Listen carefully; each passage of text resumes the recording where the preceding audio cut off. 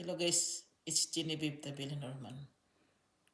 Sasabihin talaga ng espiritu ni late Father Anders Herbonin, father-in-law, na hindi talaga ninyo matitibag itong kusina ko.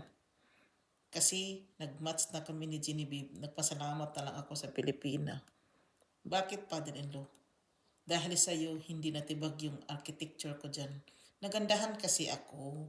Ano ba kasing problema ninyo? Nagandahan nga ako sa design. Yung ref namin guys, bago na yan ha.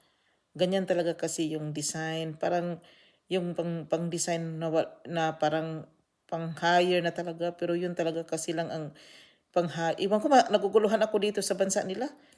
Kung ano ba talaga sa kanila yung beauty.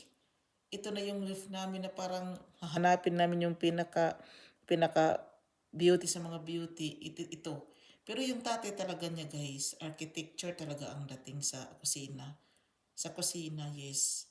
Nainggit na lang sila sa akin dahil ayaw kong bitawan eh. Parang nagandahan ako, na-proud ako. Hindi na ako nagsalita doon sa tatay ko na pastor at saka sa nanay ko na guro kasi parang nag-strings ako na parang nag-twisted ako sa mga pinagsasabi ko. Hindi na lang ako nagsalita. Dito na lang ako kasi hinatsak na gani siya guys. Parang ganun yun.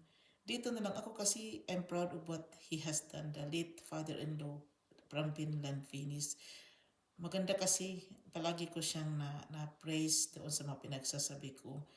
Kasi bahay naman talaga niya yan. Ayaw kong bitawan. Ganyan lang siya. Iwan ko kung nainis na si Frank sa akin. Maganda pa naman sa akin. Paningin. Nagandahan ka pa. Nagandahan pa naman ako. Kahit yung dishmachine na old fashion na yan, iwan ko sa kanya. Iwan ko kung na old fashion ba o yun lang talaga ang design. Iwan ko, naguluhan talaga ako dito guys. Dito talaga ako. Maraming salamat. Bye.